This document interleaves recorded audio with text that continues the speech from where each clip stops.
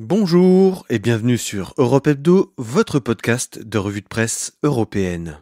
En cette 23e semaine de 2024, l'avis de l'Union aborde la baisse des taux d'intérêt de la BCE et l'opération Overload qui submerge les fact-checkers.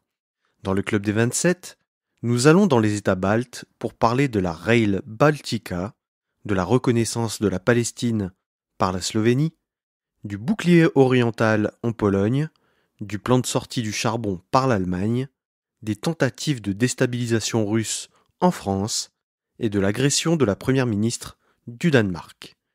Et chez nos chers voisins, la contre-attaque s'organise en Géorgie et la Moldavie et l'Ukraine pourraient bien entamer les négociations d'adhésion. Passons sans plus attendre à l'avis de l'Union. Économie. La BCE baisse les taux d'intérêt. Jeudi 6 juin, la Banque centrale européenne a annoncé la baisse des taux d'intérêt pour la première fois depuis 2019. Les taux passeront de 4% à 3,75%. La baisse des taux se justifie par une faible croissance, une faible consommation et de faibles investissements. La BCE tente de relancer la consommation pour éviter la déflation. L'inflation moyenne dans l'Union s'approche de l'objectif de 2%, fixé par la BCE, avec une moyenne de 2,6%. Il y a quand même une crainte des spécialistes que cette baisse n'intervienne trop tôt, pouvant enclencher une spirale salaire-prix, la hausse des salaires entraînant un cercle vicieux de hausse des prix et ainsi de suite. La baisse reste prudente et certains économistes prédisent une diminution de 60 points, soit un taux à 3,40% pour l'année 2024. Les conséquences seront surveillées comme le lait sur le feu, étant donné la grande instabilité géopolitique mondiale du moment. Ingérence étrangère. La Russie tente de submerger les fact-checkers avec Overload. On le constate depuis plusieurs mois, la désinformation russe s'intensifie. Avec Portal Combat, le but était de multiplier des sites Pravda avec un suffixe qui correspondait à un des pays occidentaux pour orienter les opinions contre l'Ukraine et l'opposition russe. Avec l'opération Doppelganger, l'objectif était d'aspirer des sites d'information, de les cloner et d'y mettre des informations potentiellement vraisemblables, comme par exemple l'envoi de troupes françaises en Ukraine, comme ça a pu être le cas avec le site Clone du Point. Avec Voice of Europe, l'objectif était de concentrer essentiellement des députés européens d'extrême droite pour encore une fois orienter l'opinion publique à l'approche des élections. Avec Overload, désormais, l'objectif est de mobiliser les fact-checkers sur de fausses informations fabriquées pour l'occasion. Les journalistes sont contactés directement pour vérifier une infox provenant de Telegram, de Twitter ou de sites ouvertement pro-russes. Ça fait penser au premier abord que c'est une initiative individuelle, mais le nombre d'emails semblables viennent submerger les boîtes mail des fact-checkers et leur fait perdre du temps. La technique est utilisée pour faire en sorte que les fact-checkers portent des infox à la connaissance du public eux-mêmes ou perdent de leur temps à vérifier des infos bidons. Au total, 800 organisations de plus de 75 pays ont été ciblées par Overload. Passons désormais au club des 27. Lituanie, Lettonie et Estonie, Rail Baltica enfin en route ? Le grand projet de ligne ferroviaire est une vieille marotte qui fait parler d'elle depuis plus de 20 ans, mais qui est restée à l'état de projet. La Rail Baltica, c'est cette route ferroviaire qui doit relier les trois capitales baltes d'une longueur de 870 km et qui devrait relier Vilnius à Tallinn en passant par Riga en 3h38 contre 11h en moyenne aujourd'hui. Mercredi 29 mai, c'était la pose de la première pierre du terminal passager d'Ülemiste à Tallinn, en présence des ministres des Transports des trois pays et de Magda Kopczynska, chef de la Direction générale de la mobilité et des transports de la Commission européenne. Un rassemblement qui a été l'occasion de discuter du financement du projet, notamment par le mécanisme pour l'interconnexion en Europe.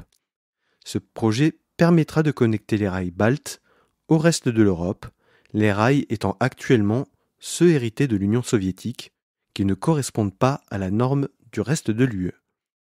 Des transports ferroviaires plus rapides qui devraient permettre aux voyageurs de se déplacer plus facilement à travers les États baltes, mais aussi d'acheminer plus facilement le matériel militaire. La livraison était initialement prévue en 2026, mais les difficultés à s'entendre sur le projet pourraient allonger le délai jusqu'à 2030 pour un coût estimé à 8 milliards d'euros. Un projet que le mécanisme pour l'interconnexion en Europe va financer à hauteur de 85%. Ce qui ralentit le projet, c'est le manque de coordination entre les États sur la direction des travaux et l'instabilité de la direction du projet en Lettonie, dont la société en charge du projet a connu 4 présidents depuis 2018. Les tensions reposent aussi sur les 15% restants à financer, déjà au niveau des coalitions gouvernementales. Slovénie.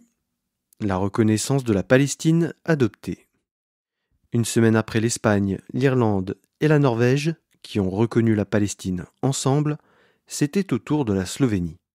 Le décret a été transmis la semaine dernière au Parlement pour adoption, pour le passer avant les élections européennes. L'ancien Premier ministre Janez Janša, chef du Parti démocratique slovène, dépeint comme le Trump slovène, avait déposé une motion pour passer la question au référendum consultatif pour retarder le vote.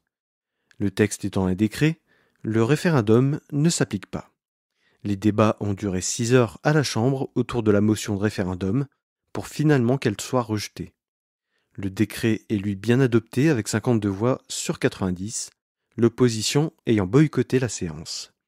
Le Premier ministre Robert Golob s'est félicité de l'adoption du décret qui, comme ses homologues irlandais, norvégiens et espagnols, considère que cela aidera dans la perspective d'une solution à 2 États. Pologne, un projet de bouclier oriental qui pose question. La Pologne, inquiète comme ses voisins baltes d'être victime d'une invasion militaire terrestre, va renforcer sa frontière avec le Bélarus et Kaliningrad. C'est le ministre de la Défense Władysław Kosiniak-Kamysz qui l'a annoncé au siège de l'état-major de l'armée polonaise le lundi 27 mai. Le bouclier oriental devrait coûter 2,3 milliards d'euros. Il prévoit une série de fortifications sur 400 à 500 km avec Kaliningrad et le Bélarus, dotés de hérissons en béton armés, de fossés, de tours de surveillance, de bunkers, d'entrepôts militaires et même des mines seront posées, ce qui contrevient à la Convention d'Ottawa sur les mines antipersonnelles. La surveillance sera renforcée, les dispositifs devraient ralentir considérablement l'ennemi s'il venait à tenter une incursion terrestre, le corridor de Suwałki étant considéré comme une des options pour relier le Bélarus et Kaliningrad et couper les États baltes du reste de l'Europe. La Pologne anticipe la possibilité de l'annexion totale du Bélarus par la Russie d'ici 2030 et l'éventualité de la défaite de l'Ukraine est prise en considération. La multiplication des actes de déstabilisation russe en Pologne avec des incendies commandités par le renseignement militaire russe, une fausse dépêche publiée par la principale agence de presse polonaise qui annonçait la mobilisation de 200 000 Polonais après le piratage de celle-ci, sans oublier à quel point le Bélarus utilise les migrants comme une arme de déstabilisation à l'encontre de la Pologne. Une annonce qui fait peur aux associations qui portent assistance aux migrants à la frontière. Le gouvernement Tusk a annoncé doubler la barrière clôturée à la frontière et les associations ne pourront plus intervenir à la frontière. Suède. Le pays veut interdire le chalutage de fond dans ses aires marines protégées. Le gouvernement suédois, par la voix de son Premier ministre Ulf Kristersson, a annoncé vouloir interdire le chalutage de fond dans les aires marines protégées et dans l'ensemble des eaux territoriales suédoises. Le chalutage de fond consiste à traîner de lourds filets dans les fonds marins, portant ainsi préjudice à la faune et à la flore marine. La Commission européenne avait incité les États membres à interdire cette pratique d'ici à 2030. Aujourd'hui, ces pratiques perdurent dans 90% des aires marines protégées. La Suède deviendrait alors le 2e pays de l'Union après la Grèce qui a adopté une telle loi le 16 avril. Allemagne, la Commission valide une aide d'État pour la fin du charbon. Le mardi 4 juin, le gouvernement allemand a annoncé avoir reçu l'aval de la Commission européenne pour des subventions destinées à l'entreprise de l'industrie du charbon LEAG d'une valeur de 1,75 milliard d'euros. Une subvention qui sera dépendante du futur prix de l'électricité. Cette subvention entre dans le plan Zéro Charbon d'ici à 2038, qui dispose d'une enveloppe de 40 milliards d'euros qui doit mettre fin aux centrales à charbon. LEAG exploite des mines de charbon et des centrales électriques. L'autorisation de l'aide d'État va pouvoir lancer le coup d'envoi de l'opération. L'enjeu est de décharboniser l'Allemagne de l'Est, encore très dépendante du charbon. L'enveloppe promise servira à compenser les conséquences de l'exploitation minière et à payer les retraites des mineurs. Une autre partie dépendra du prix de l'électricité. L'entreprise sera indemnisée pour la fermeture de ses centrales. Si les centrales sont obligées de fermer parce qu'elles ne sont pas rentables, le gouvernement n'indemnisera pas LEAG. Le gouvernement négocie encore le financement de quelques nouvelles centrales à gaz. France. Les manœuvres de déstabilisation de la Russie se multiplient. Lundi 3 juin, un russo-ukrainien du Donbass a été arrêté du côté de Roissy en France, dans le Val d'Oise. Brûlé au visage et au bras dans sa chambre d'hôtel, ses blessures ont levé des soupçons. Du matériel de confection d'une bombe artisanale a été découvert. Il a été mis en examen par le parquet national antiterroriste. Son arrestation fait suite déjà à plusieurs affaires. Les mains de sang sur le mémorial de la Shoah à Paris et les cercueils au pied de la Tour Eiffel avec l'inscription « Soldats français morts en Ukraine ». Des tentatives de déstabilisation consécutives à certains propos d'Emmanuel Macron qui a plusieurs fois ouvert la porte à l'envoi de personnel militaire français en Ukraine, notamment des formateurs, mais qui a aussi fait tomber le tabou de l'utilisation des missiles sur le territoire russe. Le fait que la Russie ne soit pas invitée aux cérémonies du 6 juin, ajouté à l'invitation de Volodymyr Zelensky, qui a en plus bénéficié d'un accord de sécurité avec promesse de fournir des Mirage 2005, le discours de Vladimir Poutine se durcit. En représailles, la Russie a fait arrêter Laurent Vinatier, un philosophe français engagé dans une ONG suisse de dialogue entre parties prenantes d'un conflit pour la paix, a été placé en détention vendredi 7 juin, et ce, jusqu'au 5 août au moins. Il a été arrêté sur base du texte sur les agents de l'étranger. Laurent Vinatier ne s'était pas enregistré en tant que tel et l'a reconnu. Les accusations se rapprochent de faits d'espionnage, ce qui est extrêmement grave en Russie. Proche de certains conseillers de Vladimir Poutine, il serait intervenu dans les négociations avec l'Ukraine sur le Donbass et sur la crise des céréales. Avec les barrières qui tombent comme celle des tirs de missiles à destination du territoire russe, Vladimir Poutine menace d'armer des pays tiers pour toucher des intérêts occidentaux. Danemark, la première ministre Mette Frederiksen, agressée. Vendredi 7 juin, la première ministre danoise, Mette Frederiksen, a été frappée par un homme à Copenhague. Pas plus de précision dans le communiqué de presse, mais ce fait s'ajoute à la longue liste d'attaques à l'égard des personnalités politiques partout en Europe qui se multiplient. Roberta Metsola et Charles Michel ont fait part de leur indignation et de leur soutien à l'égard de la première ministre danoise. Passons enfin à la rubrique « Nos chers voisins ». Géorgie, l'opposition s'organise après la ratification de la loi russe. La loi sur les agents de l'étranger a été ratifiée lundi 3 juin par le président du Parlement géorgien, ce qui permet l'entrée en vigueur de la loi. Malgré les protestations, malgré le veto de la présidente Salomé Zourabichvili, le parti Rêve géorgien est allé au bout de son projet. 200 ONG ont déjà manifesté la semaine précédente leur volonté de ne pas respecter cette loi, devenant à nouveau la cible d'intimidations et de menaces. La présidente incite tous les partis d'opposition à surpasser leurs différends dans un même but, gagner les élections législatives à l'automne.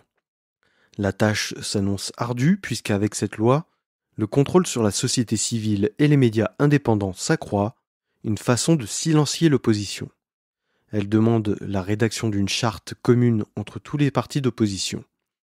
L'opposition a organisé dès le dimanche 2 juin un concert pour collecter des fonds qui serviront à payer les amendes des personnes interpellées lors des manifestations. Ukraine et Moldavie, la Commission donne son feu vert pour l'ouverture des négociations.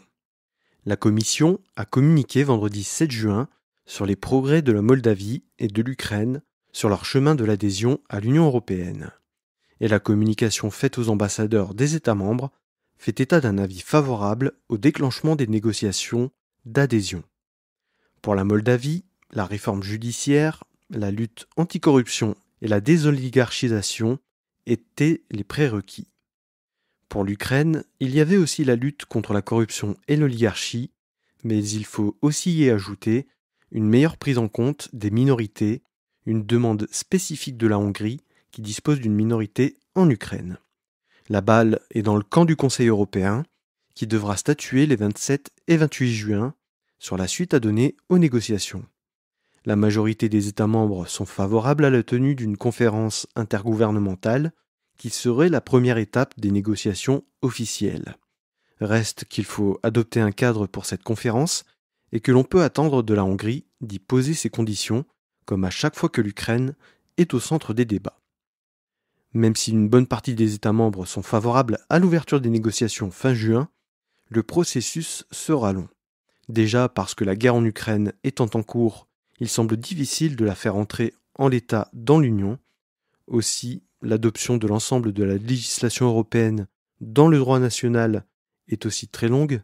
Enfin, il faudra donner des garanties sur l'état de droit et la stabilité économique du pays. Et malgré tout cela, l'adhésion reste dépendante du bon vouloir des 27. Un seul veto et le pays ne rentrera pas dans l'Union. Pour finir le podcast, je ne pouvais pas ne pas parler des élections européennes qui ont eu lieu hier. L'extrême droite a encore progressé, mais elle ne dépasse pas les libéraux qui restent troisième au Parlement européen, contrairement à ce que disaient les projections depuis quelques mois. Les chrétiens démocrates, les sociodémocrates et les libéraux restent les forces centrales du Parlement européen, et leur poids ensemble leur confère encore une fois une majorité absolue. Il faudra veiller attentivement aux recompositions politiques qui pourraient bien rebattre les cartes. L'extrême droite arrive en tête en France et en Autriche avec 2 partis pro-russes, alors que pour l'Italie et la Tchéquie, c'est une extrême droite pro-atlantiste qui arrive en tête. Pour finir, l'annonce de la dissolution de l'Assemblée nationale en France fait office de 2e et 3e tour des européennes. L'issue des législatives pourrait totalement changer les positions du Conseil, étant donné le poids de la France dans l'institution intergouvernementale. Ne laissons pas la France rejoindre les vétos hongrois au Conseil. Voilà, c'est tout pour cette semaine. Merci d'avoir écouté Europe Hebdo. Le podcast est à retrouver sur Spotify, Deezer, Apple Podcast, Amazon Music, YouTube et YouTube Music. Pour se tenir au courant des dernières infos et soutenir le podcast, il suffit de s'abonner à Europe Hebdo sur Facebook, Instagram et LinkedIn. À la semaine prochaine sur Europe Hebdo.